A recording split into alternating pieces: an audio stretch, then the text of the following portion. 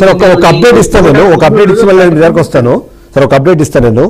9వ round కూడా ముగిసింది. జూబ్లీహిల్స్ ఎన్నికలకు సంబంధించిన ఉప ఎన్నికలకు సంబంధించి 9వ రౌండ్ ముగిసిన తర్వాత 23,612 ఓట్లతో ఇప్పుడు నవీన్ కుమార్ యాదవ్ దీంట్లో ఆధిక్యంలో ఉన్నట్టుగా మనకు కనిపిస్తుంది. 9వ రౌండ్ లో కూడా 2,117 ఓట్లు తనకు వచ్చిన పరిస్థితి మనకు కనిపిస్తుంది. ఓవరాల్ గా చూస్తే మాత్రం ఇంకొక రౌండ్ మాత్రమే మిగిలిన నేపథ్యంలో ఇప్పటికే 23,612 ఓట్లతో నవీన్ కుమార్ యాదవ్ గెలుపు అంచనా ఉన్నారని మనకు అర్థమవుతుంది. అదే సందర్భంలో ఎవరైతే మాగంటి సునీత ఉన్నారో గెలిపే చాలా ఆశలు పెట్టుకున్నారు, ఎంతో కష్టపడ్డారు, చాలా తిరిగారు. దీనితో కేటీఆర్ కూడా తను సొంతంగా ఈ ఎన్నికల్లో నిలబడినట్టుగా తను కూడా ప్రచారం చేశారు. కానీ రిజల్ట్ మాత్రం కాంగ్రెస్ పార్టీకి అనుకూలంగా వస్తోంది.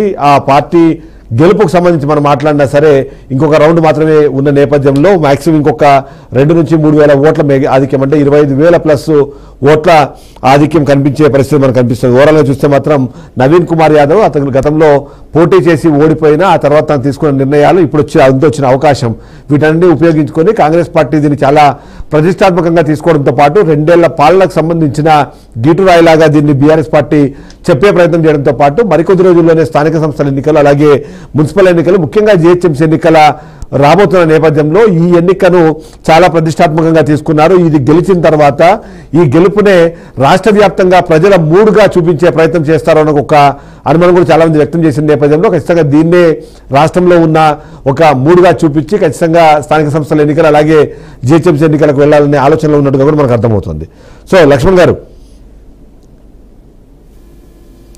చూసాం కదా, ఇప్పుడు చివరి 2-3 డివిజన్లలో వీళ్ళకి అవకాశాలు బీఆర్ఎస్ కి ఎక్కువ ఉండొచ్చు అనుకున్నాం, అక్కడ కూడా రాలేదు.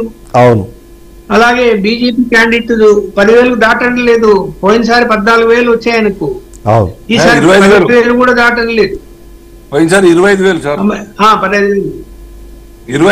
25,000 వచ్చారు. సారీ పర్సెంటేజ్ ఓట్లు 25,000, పర్సెంటేజ్ 14%. సరే, ఇప్పుడు 10,000 కూడా దాటే పరిస్థితి కనపడడం లేదు ఓట్లు. మరి ఏంటి అంటే ఇక్కడ బీజేపీ ప్రభావం అన్నది ఎలా పనిచేస్తున్నది, వాళ్ళ ఓట్లు ఎవరికి డైవర్ట్ అయిపోయి, మరి బీఆర్ఎస్ పార్టీకి డైవర్ట్ అయితే బీఆర్ఎస్ పార్టీ గెలిచి తీరాలి, కాలేదు అవి కాంగ్రెస్ పార్టీ వైపే మళ్ళీ అయ్యి ఒకటి. బీఆర్ఎస్ కు పడాల్సిన వాళ్ళ సామాజిక వర్గం ఓట్లు భయపడి ఇంట్లో కూర్చున్నారు, అది అయిపోయింది. నీకు గెలవక ఏముంది, కాంగ్రెస్ గెలుస్తుంది, గెలుస్తాడు, వెళ్తారు. అయితే ఇప్పుడు రాబోయేటువంటి మున్సిపల్ కార్పొరేషన్ ఎన్నికల్లో సిటీలో కానీ లేకపోతే రాష్ట్రంలో పక్కన పెడతాం, ముందు సిటీ గురించి మనం మాట్లాడుకుంటే గతంలో సెకండ్ ప్లేస్ లో ఉన్నటువంటి బీజేపీ వాళ్ళ పరిస్థితి ఏంటి, మళ్ళీ వాళ్ళకి ప్లస్ పాయింట్ ఏంది, కాంగ్రెస్ పార్టీకి బీసీ క్యాండిడేట్ నంబర్ 1 అది బాగా పనిచేస్తాడు. 42% మేము బీసీలో కట్టుబడి ఉన్నాం, బీసీకి ఇచ్చాము టికెట్, గెలిచాడు, బీసీ నిదానం పనిచేస్తుంది అని కానీ మొదలు పెడతారు. తర్వాత వీళ్ళకు బీఆర్ఎస్ పార్టీకి అన్ని మైనస్ పాయింట్లే ఇప్పుడు మాట్లాడడానికి. ఇది మున్సిపల్ కార్పొరేషన్ ఎన్నికల్లో వాళ్ళకు ఛాయిసే లేదు చెప్పుకోవడానికి. ఆల్టర్నేట్ ఏమవుతుంది, బీజేపీ వర్సెస్ కాంగ్రెస్ అవుతుంది రేపు సిటీలో. ఇక్కడ బీజేపీ వర్సెస్ కాంగ్రెస్ అయినప్పుడు బీజేపీ రెడ్డి క్యాండిడేట్ టికెట్ ఇచ్చి అంతకుముందు ఓడిపోయిన అభ్యర్థిగా మళ్ళా టికెట్ ఇచ్చి పోనీ అంతకుముందు కంటే 1,000-2,000 ఓట్లు మెజారిటీ ఎక్కువ వచ్చాయంటే రాలేదు, 10,000కు పరిమితం అవుతున్నది. అంటే ఇంతమంది బీజేపీ కేంద్ర మంత్రులు, మళ్ళా పక్క రాష్ట్రంలో ఉండే తెలుగు రాష్ట్రాల్లో ఉండే బీజేపీ నాయకులు అందరూ వచ్చి తిరిగినా కూడా ఓటర్స్ బీజేపీ వైపు ఎందుకు మళ్ళలేదు, ఇది పెద్ద మైనస్ పాయింట్ అవుతుంది మున్సిపల్ ఎలక్షన్స్ లో. కాబట్టి ఇక్కడ ఏంటి, ఒకవేళ సిచ్యువేషన్ ఏమైనా రాజకీయాల్లో మార్పు వస్తే బీఆర్ఎస్ పార్టీతో ఏమైనా బీజేపీ పొత్తు పెట్టుకోగలిగితే అప్పుడు కాంగ్రెస్ పార్టీ నుంచి దాటుకోగలుగుతుంది. అది సత్యమా ఏమో, బీఆర్ఎస్ పార్టీ దిగజారిపోతుందేమో తెలీదు, పొత్తుకు వస్తారేమో తెలియదు, విలీనమే చేస్తారు.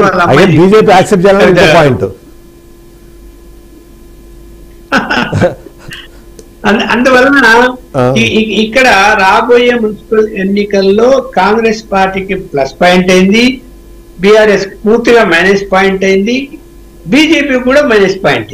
ఎందుకంటే కనీసం ఓట్ల శాతమన్నా పెరిగి ఉంటే చెప్పుకోవడానికి అవకాశం ఉండేది.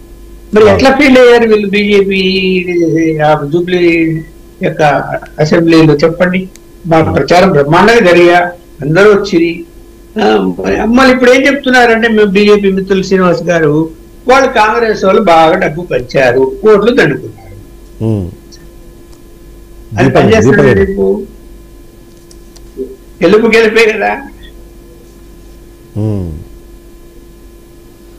అంటే మొత్తానికి అంటే ఇది బూస్టప్ ఇస్తుందన్న ఒక ఆలోచన అయితే వాళ్ళు ఉన్నారు. ఎందుకంటే జిహెచ్ఎంసీలో ఎన్నికలకు వెళ్ళాలి అంటే ఆయనను తెలుస్తున్న ఒకటి అంశము హైడ్రా అనే ఒక అంశం ఏదైతే ఉందో అది ప్రజలు ఎలా తీసుకున్నారు దాన్ని.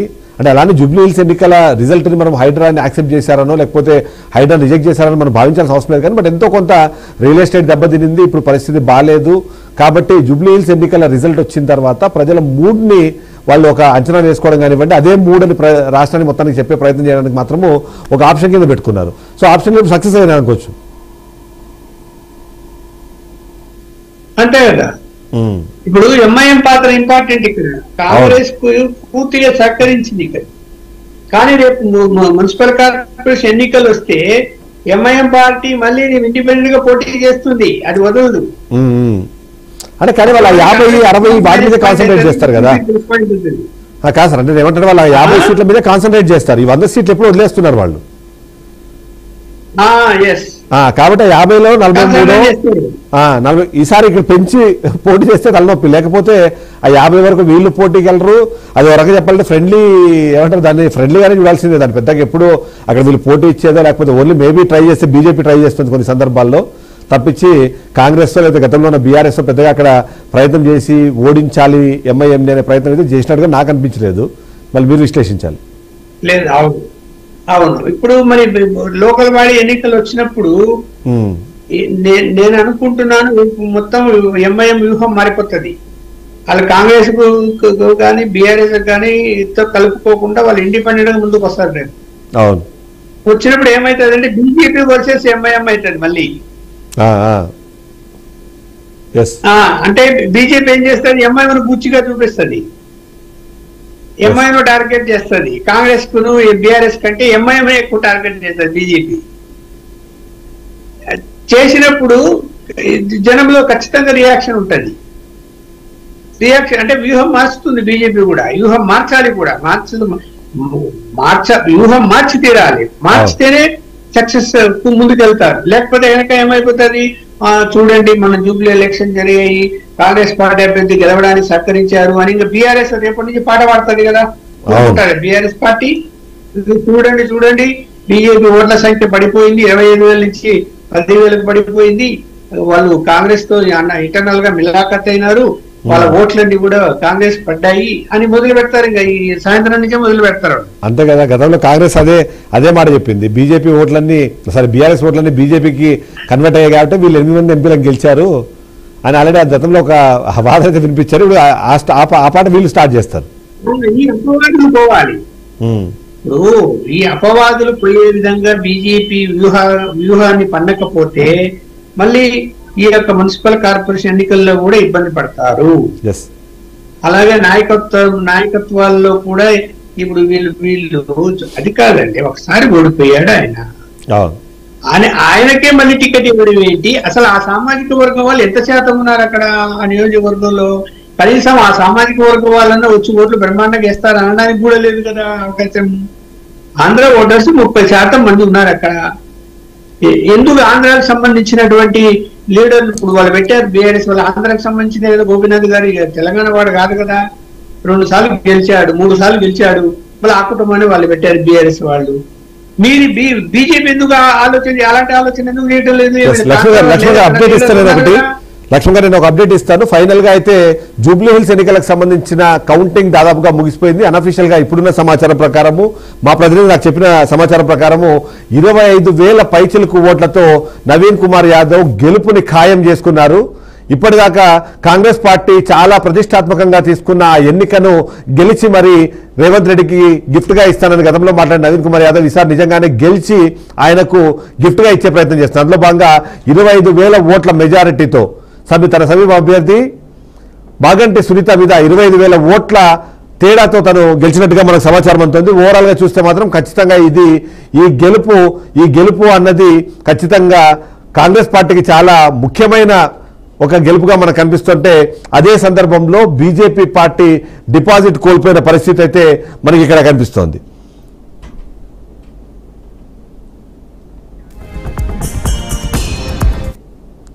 రైట్ లక్ష్మణ్ గారు, చూస్తున్నాం మనం ఓవరాల్ గా చూస్తే మాత్రం 25,000 ఓట్ల మెజారిటీతో ఇప్పుడు కాంగ్రెస్ పార్టీ గెలిచింది. అది అనఫిషియల్ గా నేను చెప్తున్నాను. అఫీషియల్ గా మరి కాసేపట్లో అక్కడ దాని అనౌన్స్మెంట్ వస్తుంది ఎలక్షన్ కమిషన్ నుంచి. అప్పటిదాకా జస్ట్ మనకున్న సమాచారం మనం చెప్పే ప్రయత్నం చేస్తే 25,000 పైచిలుకు ఓట్లతో గెలవడం అన్నది, అందులోనూ ఈసారి బీఆర్ఎస్ పార్టీ మొదటిది వాళ్ళు ఖచ్చితంగా ఒక సింపతి ఓట్ని ఎక్స్పెక్ట్ చేశారు. అంతేకాకుండా 2 ఏళ్ల నుంచి జరుగుతున్న పాలనకు సంబంధించి అది నెగిటివిటీ స్ప్రెడ్ అయిపోయింది ప్రజల్లో. వాళ్ళు దాన్ని తమ ఓట్ల ద్వారా ప్రపంచానికి చెప్పే ప్రయత్నం చేస్తారని అనుకున్నారు.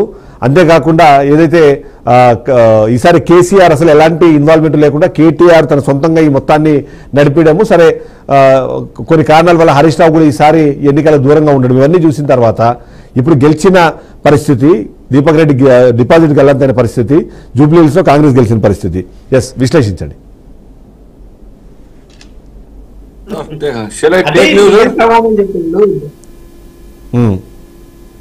ఎస్ శ్రీనివాస్ గారు.